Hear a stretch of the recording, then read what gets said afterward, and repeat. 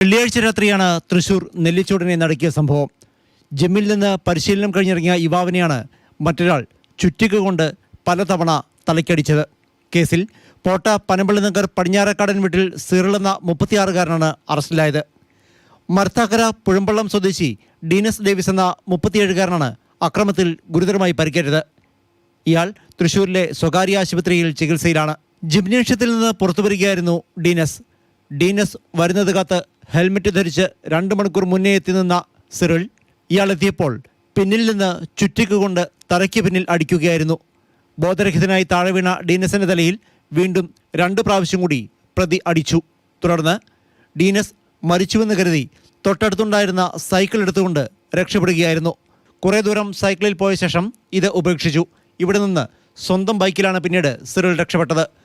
Thrissur rural ജില്ലാ police മേധാവി കൃഷ്ണകുമാറിൻ്റെ നേതൃത്വത്തിൽ 25ഓളം പോലീസ് ഉദ്യോഗസ്ഥരെ അന്വേഷണത്തിനായി നിയോഗിച്ചു.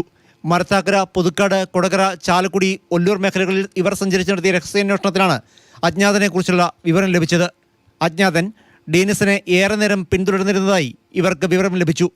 പിന്നീട് നടത്തിയ ശാസ്ത്രീയ അന്വേഷണത്തിനൊടുവിലാണ് സിറിളിനെ പിടികൂടിയത്. ഇയാളെ ചോദ്യം ചെയ്തതിൽ നിന്ന് ഡീനസിൻ്റെ കുടുംബവുമായുള്ള വൈരാഗ്യമാണ് ഈ ക്രൂരതയ്ക്ക് കാരണമെന്നാണ് മൊഴി നൽകിയിരിക്കുന്നത്. ഡീനസിനെ കൊലപ്പെടുത്തുക തന്നെയായിരുന്നു സിറിളിന്റെ ലക്ഷ്യമെന്ന് പോലീസ് പറഞ്ഞു. ഇതിനായി ചാലക്കുടിയിൽ നിന്ന് ചുറ്റിക വാങ്ങി കുപ്പിയിൽ പെട്രോളും ഇയാൾ കരുതിയിരുന്നു. ചുറ്റിക കൊണ്ട് അടിച്ചു വീഴ്ത്തിയ ശേഷം ഡീനസിനെ കത്തിച്ചു കൊലപ്പെടുത്താനായിരുന്നു ശ്രമം. മാതൃഭൂമി ന്യൂസ്, കൊച്ചി.